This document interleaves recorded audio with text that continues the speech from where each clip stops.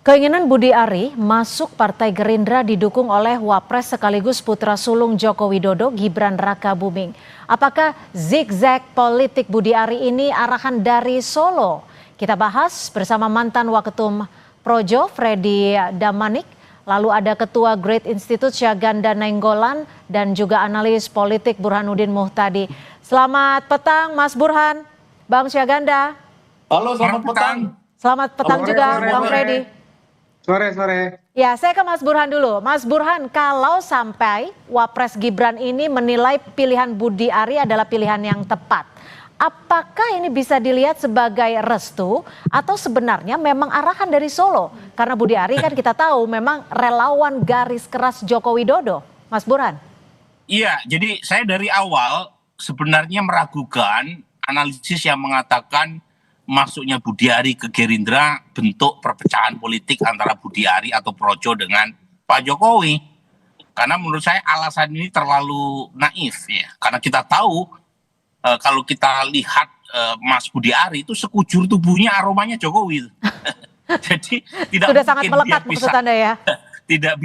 tidak mungkin dia pisah jalan dengan Pak Jokowi.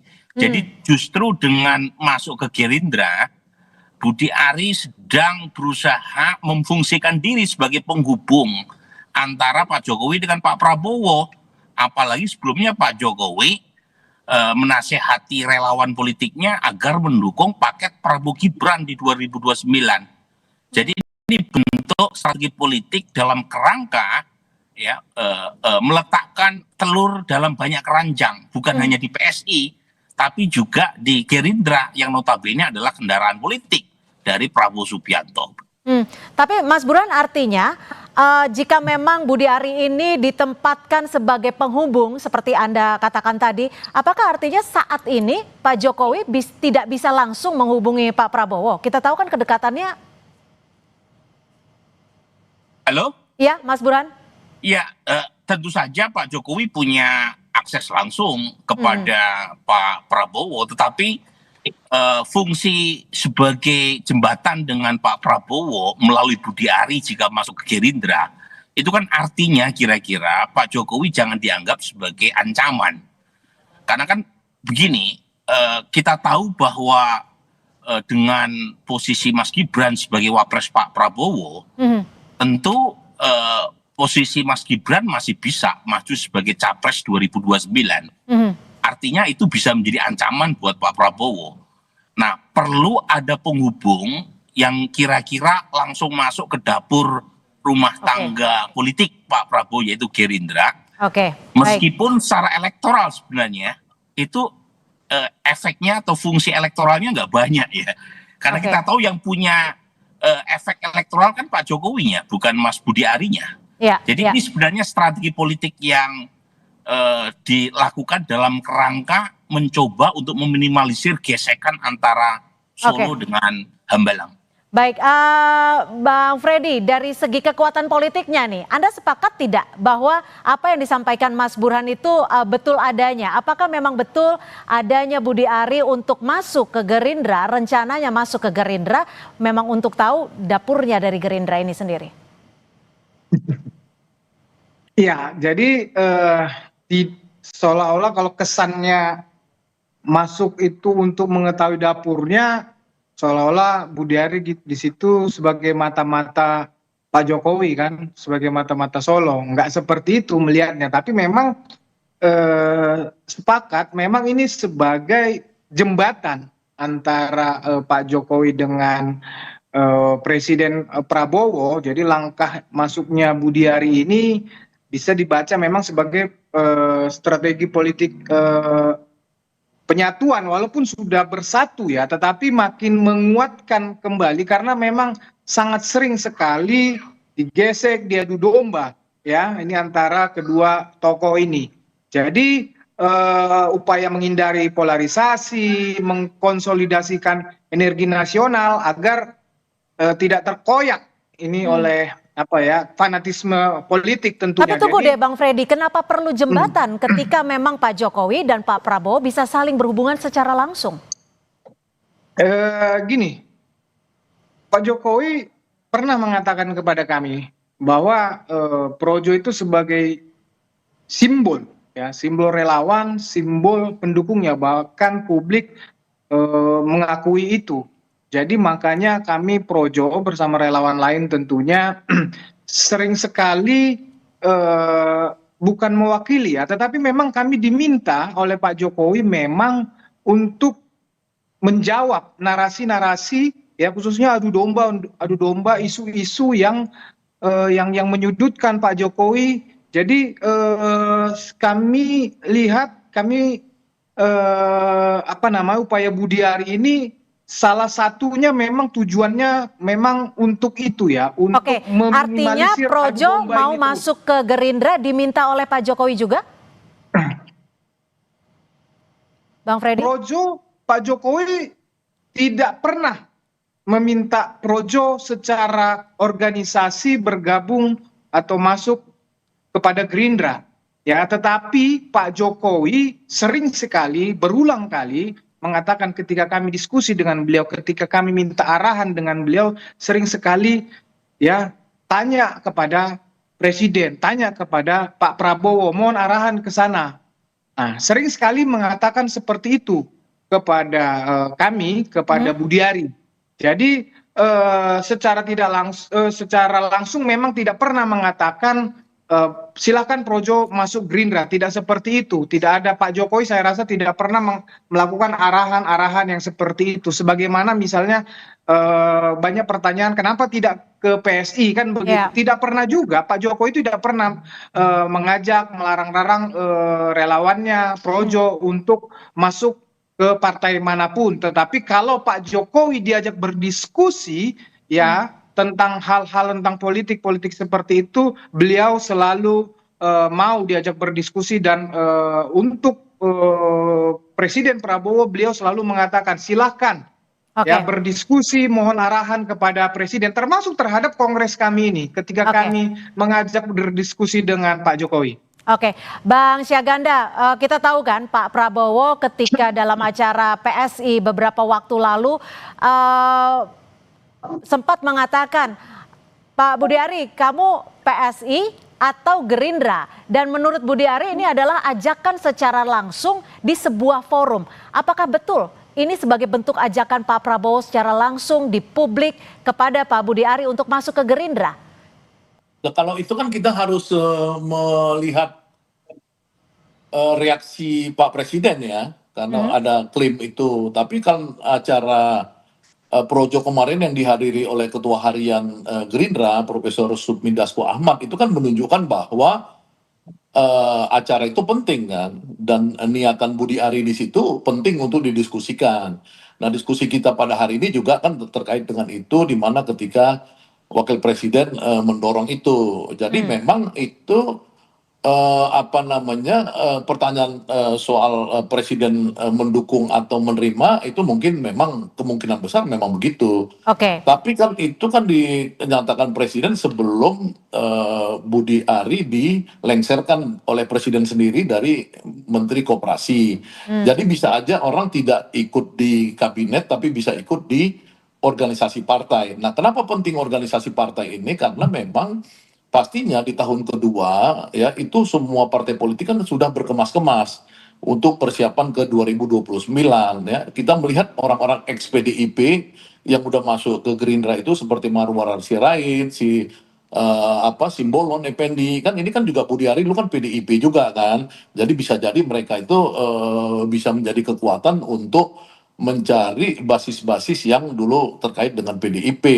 Makanya kita lihat Ferdinand Huta Hayan yang di PDIP kan merasa terganggu ya, dan dia mengecam sebagai bagian dari mencari perlindungan diri. Jadi artinya ketika Gerindra membuka diri, membuka hati untuk Budiari, ini semata-mata untuk kepentingan dan kebutuhan di 2029 kah? Ya pasti, kalau partai kan mau ngapain lagi? Ya kan kalau orang kerja partai itu kan memang harus berjangka panjang lama kan, kalau misalkan dia mau menyusun kekuatan sampai 2029 menjadi misalkan Gerindra menjadi pemenang pemilu ya. Sekarang kan dia nomor 3 ya di bawah PDI dan di bawah PDI dan Golkar. Nah, dia membutuhkan banyak. Jadi sebenarnya yang penting dalam pertemuan yang dihadiri Pak Sukmin Dasko Ahmad itu adalah sebuah pemicu, ya, partai-partai sudah mulai menyiapkan diri untuk menata. Nah, apakah kaderisasi di Golkar atau di Gerindra atau partai-partai ini memang membutuhkan orang-orang yang transfer, ya, istilahnya tuh kalau main bola kayak transfer dari sana kemari. Dulu Marwarar transfer, Simbolon transfer, sekarang muncul lagi Budi Ari, ya. Itu bisa aja dia mencari kader-kader yang sudah punya basis, ya, untuk di ini gitu. Nah, persoalan pokoknya kan apakah negatif atau positif itu kan memang seperti Ferdinand tadi, kemudian Said Didu di X-nya itu mengatakan kemungkinan, ya, dikaitkan dengan persepsi ini dua judul, dia bilang ini bertemu gitu, ya. Nah, ini kan sebenarnya harus dibantah oleh tadi Budi Ari, ya.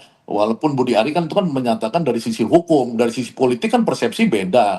Nah, kemudian Pak Sukmin Dasko Ahmad yang itu juga harus merespon bahwa ini memang catatan penting untuk pembangunan demokrasi ke depan. Jadi Ya, artinya karena kan juga bukan projo, ya, yang butuh sokongan politik dan hukum dari pihak yang berkuasa saat ini?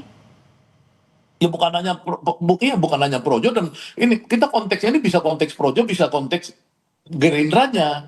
Jadi Gerindra ini ketika dihadiri oleh Sukmin Dasko Ahmad itu kan artinya kan peristiwa kemarin itu penting, Kongres ketiga Projo itu buat Gerindra, ya kan. Nah, tapi kan timbul pujian dan kecaman. Nah, pujian dan kecaman ini yang menurut saya ya harus direspon oleh Gerindra, ya, agar jangan menjadi sentimen yang merusak Gerindra ke depan. Ya, tapi saya melihat Dasko sebagai sebagai pawang demokrasi, ya, di Gerindra itu, ya, mudah-mudahan dia bisa menjernihkan ke masyarakat bahwa ini adalah bagian dari upaya-upaya demokratisasi politik di Indonesia, di mana partai yang menjadi simbol kekuatan Prabowo, karena Prabowo ini diasumsikan ke depannya akan berbasis pada militer. Ya, oleh karenanya ini penting untuk menyeimbangkan opini itu bahwa bukan militer menjadi tangan kanan utama Prabowo, tapi partai Gerindra itu seperti di Vietnam, di Cina, PKC, semua partai-partai politik yang menjadi sandaran utama. Oke, Mas Burhan, apakah ini artinya ketika Projo gabung dengan Gerindra, Budi Ari masuk ke Partai Gerindra, ini Partai Gerindra yang lebih diuntungkan? Dan apakah ini artinya juga bahwa era Jokowi sudah berakhir dan ataupun menjadi satu poros antara Jokowi dan juga Pak Prabowo? Ya, begini kan, sebenarnya kan yang menjadi kekuatan utamanya dari Projo, terutama pada masa 2014, 2019, atau pada masa Pak Jokowi menjadi presiden adalah Pak Jokowinya kan, bukan Mas Budi Arinya atau Projonya sendiri, tanpa mengurangi rasa hormat, ya. Karena bagaimanapun yang punya magnet elektoral kan siapa tokoh yang diikuti. Nah, jadi saya melihat tadi seperti Bung Freddy sampaikan, Projo ini representasi simbolik dari kekuatan Pak Jokowi. Nah, ketika Projo atau lebih khusus lagi adalah Mas Budi Ari masuk Gerindra, kalau Projo kan belum, ya. Kalau Budi Ari masuk Gerindra, itu kan secara simbolik kira-kira salah satu kekuatan Pak Jokowi itu bergabung dengan kekuatan politik Pak Prabowo, yaitu Gerindra. Nah, kalau misalnya kemudian Pak Jokowi suatu saat masuk ke PSI dan indikasi ke sana itu ada, terakhir Pak Jokowi pakai topi dengan inisial J, sementara kita tahu berkali-kali PSI mengatakan yang bakal menjadi ketua Dewan Pembina adalah inisial J. Jadi kalau misalnya suatu saat Pak Jokowi masuk ke PSI, Pak Jokowi bisa mengatakan tidak seluruh kekuatan diri saya itu diintegrasikan ke dalam satu partai bernama PSI, tapi juga dihibahkan, diwakafkan ke Gerindra. Jadi kira-kira di sini bacaan saya adalah Mas Budi Ari itu menjadi semacam simbol bahwa Pak Jokowi ini bukan hanya ke PSI loh, tapi juga ke Gerindra. Sehingga pesan yang ingin disampaikan adalah jangan anggap PSI sebagai ancaman, karena ada kekuatan lain dari saya yang ada di Gerindra. Kira-kira itu kalau bacaan saya secara politiknya. Bang Freddy, terakhir singkat saja. Ini kan kalau dalam politik kita bisa mengenal soal loyalitas atau kesetiaan terhadap ide atau loyalitas kesetiaan terhadap figur.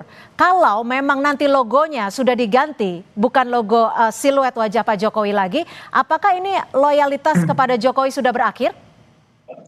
Oh, sudah pasti tidak. Projo akan tetap menjaga ruhnya Pak Jokowi di Projo itu sendiri ya. Nilai Pak Jokowi itulah kami tidak mau ya masyarakat ya, kami tidak mau politik itu melihat Projo ini hanya sebatas figur dari lo itu. Kami mau melihat masyarakat lihat bahwa nilai-nilai Pak Jokowi yang di situ, bahwa dia dekat dengan rakyat, cinta rakyat, apa namanya, kemudian kerja nyata, kerja keras. Nah, itu yang kami akan lo itu tidak dalam figur lagi. Itulah yang akan kami bawa terus ke medan perjuangan berikutnya termasuk mungkin di hari di Gerindra ya, mungkin di gerbong yang akan bawanya, dan kami juga sebagai kader-kader Projo tentunya. Jadi bukan berarti meninggal Pak Jokowi, bukan begitu melihatnya. Oke, saya ke Bang Syahganda terakhir, singkat saja. Dengan masuknya Projo ke Gerindra,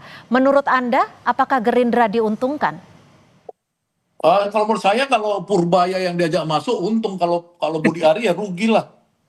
Untuk Karena? apa kan gitu? Karena kan orang kalau udah dipecat dari Menteri Koperasi secara kurang hormat begitu, lagi rapat nggak tahu dipecat sama Prabowo, itu kan pasti negatif di masyarakat. Apalagi seperti kata Ferdinand Huta Hayan ya, dan Said Didu dan lain-lain itu masih mempersepsikan Budi Ari ini ada masalah politik, persepsi ya, bukan hukum.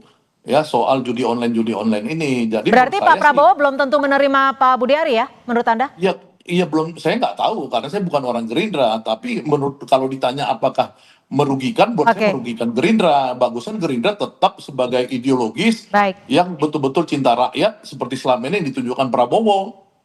Baik, terima kasih Bang Syahganda Nainggolan, Bang Freddy Damanik, dan juga terima kasih Mas Burhanuddin Muhtadi sudah berbagi perspektif di Kompas Petang. Selamat sore.